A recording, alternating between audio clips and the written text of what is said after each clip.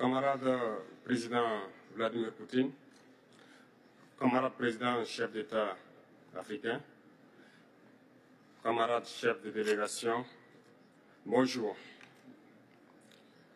C'est un honneur pour moi ce matin donc de prendre la parole ici et de vous passer donc le salut fraternel du peuple du pays des hommes intègres.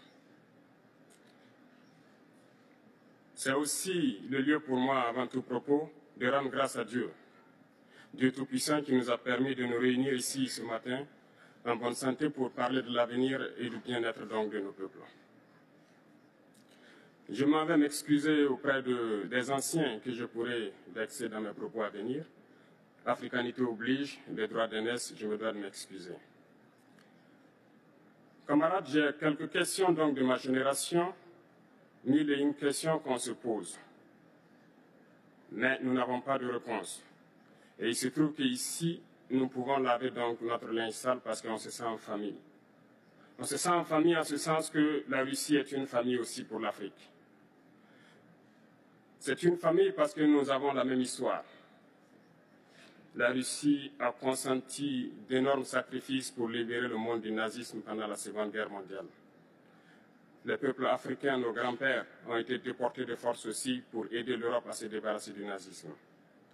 Nous partageons la même histoire en ce sens que nous sommes les peuples oubliés du monde, qu'ils soient dans les livres d'histoire, dans les documentaires ou films, on tend donc à balayer le rôle prépondérant qu'a joué la Russie et de l'Afrique dans cette lutte contre le nazisme. Nous sommes ensemble parce que, actuellement, nous sommes là pour parler de l'avenir de nos peuples, de ce qui va advenir demain, de ce monde libre auquel nous aspirons, de ce monde sans ingérence dans nos affaires internes. Nous avons les mêmes perspectives et je souhaite que ce sommet soit l'occasion donc de pouvoir tisser de très bonnes relations en vue d'un meilleur avenir de nos peuples.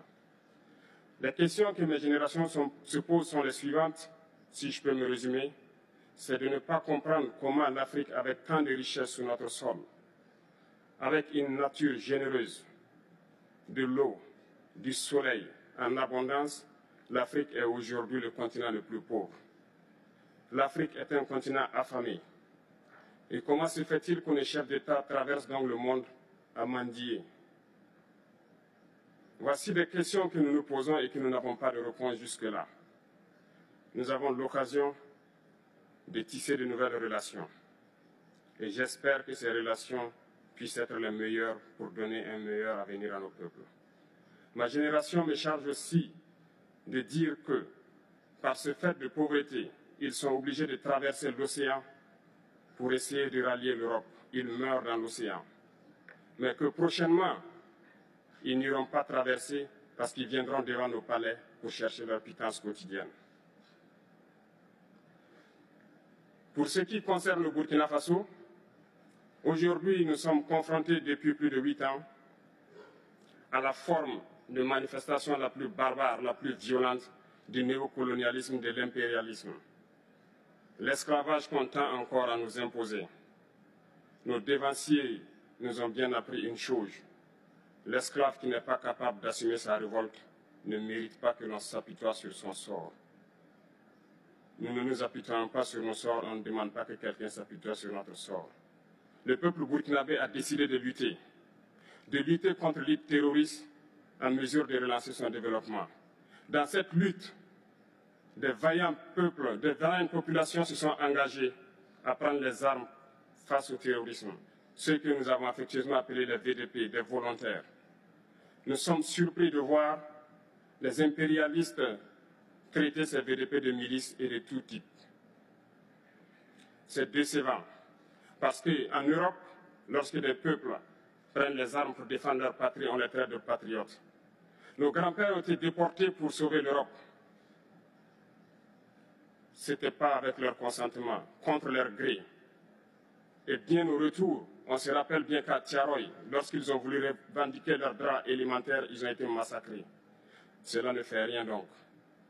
Lorsque nous, peuple, nous décidions de nous défendre, on nous traite de milices. Mais là n'est pas le problème. Ce qui est le problème, c'est de voir des chefs d'État africains qui n'apportent rien à ces peuples qui se battent, mais qui chantent la même chose que les impérialistes en nous traitant de milices, en nous traitant donc d'hommes qui ne respectent pas les droits de l'homme. De quels droits de l'homme parle-t-on? Nous nous offusquons contre cela et c'est honteux. Il faut que nous, chefs d'État africains, nous arrêtons de nous comporter donc en marionnettes qui dansent à chaque fois que les impérialistes tirent sur les ficelles. Hier, le président Vladimir Poutine a annoncé donc l'envoi des céréales en Afrique. Nous sommes bien contents. Nous lui disons merci pour cela. Mais aussi, c'est un message passé à nous, chefs d'État africains, parce qu'au prochain forum, nous ne devrons pas venir ici sans avoir assuré, pour ceux qui ne connaissent pas la guerre, l'autosuffisance alimentaire de nos peuples.